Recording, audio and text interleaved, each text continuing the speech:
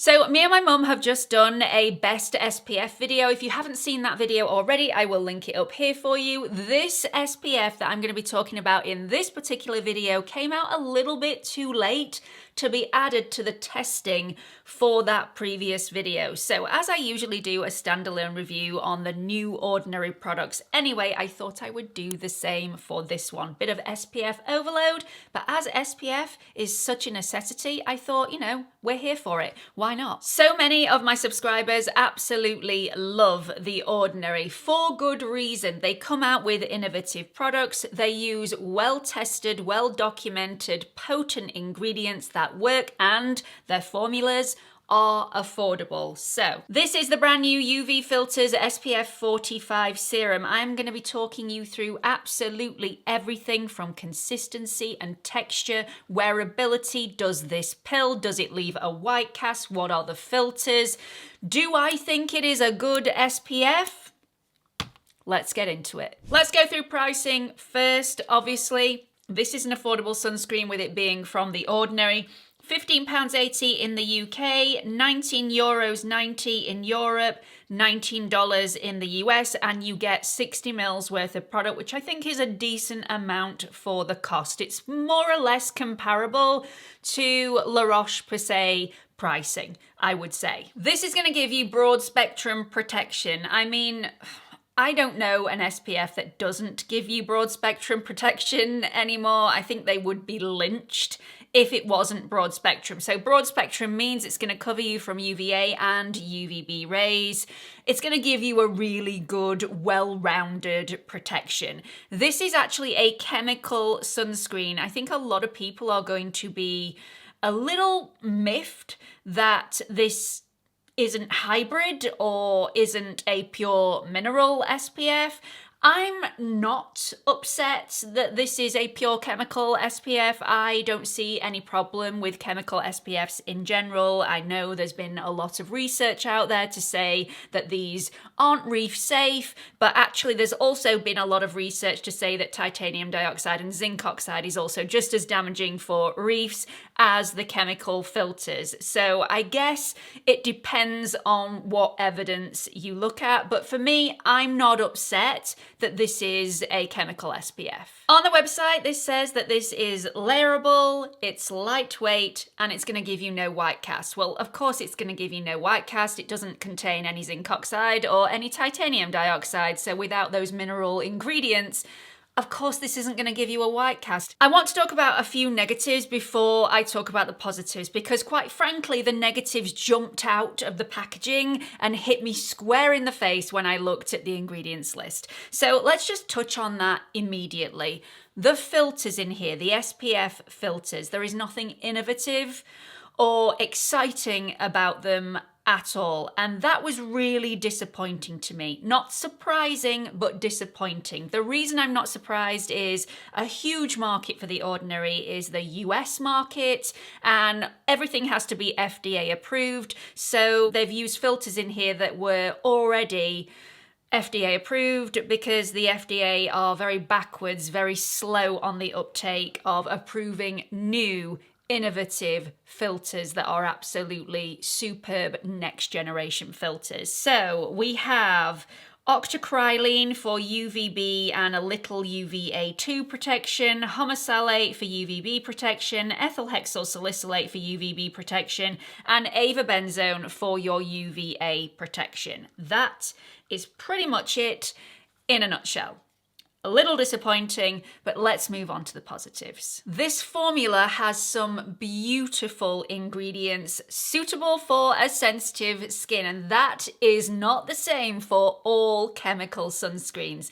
This formula is completely free of alcohol. It is also free of essential oils and fragrance. So if you are sensitive to any of those ingredients, if it causes dryness and peeling and irritation in your skin, this one may be suitable for you. It includes some beautiful ingredients to protect and repair the skin barrier. Again, fabulous for sensitive skin, and it's non-comedogenic. So if you tend to break out with specific sunscreens, you may be okay with this one.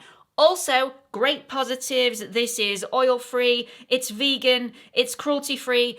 And it's gluten-free, and that is really important to me. I am celiac. Obviously, it doesn't really matter if the things that I apply to the skin on my face are gluten-free, but when I'm applying it around my lips area, if there is any sort of risk of me swallowing even the tiniest morsel of this, it needs to be gluten-free. So I'm glad that it is. The texture of this reminds me of the La Roche-Posay UV Immune Invisible Fluid. It is very, very lightweight. It is very, very liquidy. It feels a little greasy when it's on the hands, but as soon as it transfers to the face, although it leaves a little bit of a slip to the surface of the skin for a little while, after around about 5 or 10 minutes, that slip has gone and it just leaves a really nice, hydrated, nourished feeling to the skin. You can actually apply 100% of the recommended amount in one go. You don't need to layer this up. It is absolutely beautiful to apply. It sinks in effortlessly to the skin. I was really quite surprised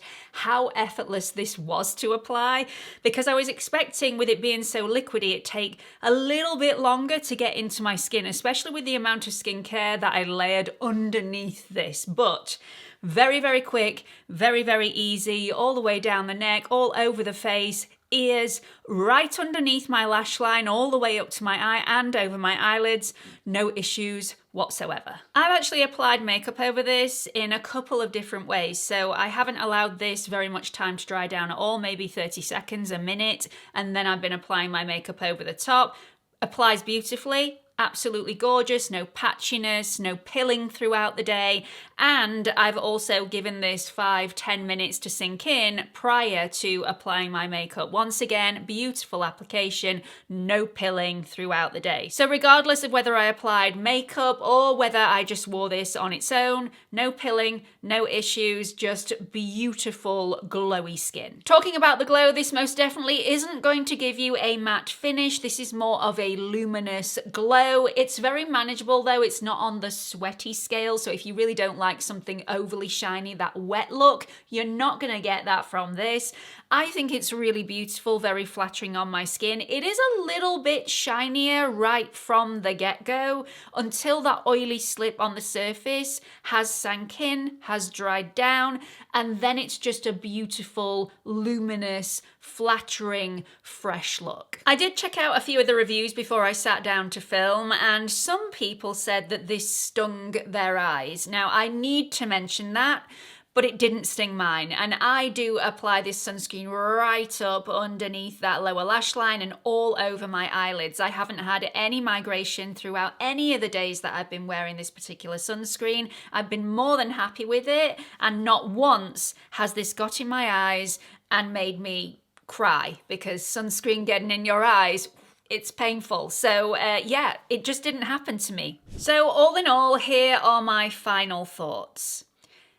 When I first picked this up, I thought this was going to be a bog standard SPF that basically copied all the other SPFs out on the market with all the same filters.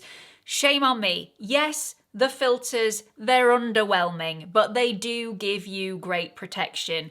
It's the formula, it's the texture, it's the wearability of this product that makes it really special, and the fact that this is suitable for sensitive skins. I've had zero reactions on my skin, no burning, no discomfort. It is incredibly lightweight, very, very comfortable, sinks in beautifully. I don't have anything negative to say. Yes, I wish it was more innovative. I'm going to have to get off my high horse about that. I understand the reasons behind it. Do I think this is going to be my favourite sunscreen of all time? No. Do I think it is a superb sunscreen with great protection? Yes. So I urge you to go and try it for yourself and see what you think. Have you tried this already? Do you like it? Did you really not get on with it? Please share your experiences in the comment section with absolutely everybody. I'm really eager to hear how you get on with this. I really hope you've enjoyed this video. I hope you found it helpful. Please don't forget to like and subscribe before you leave. Hope to see you all in the next video. Bye everyone.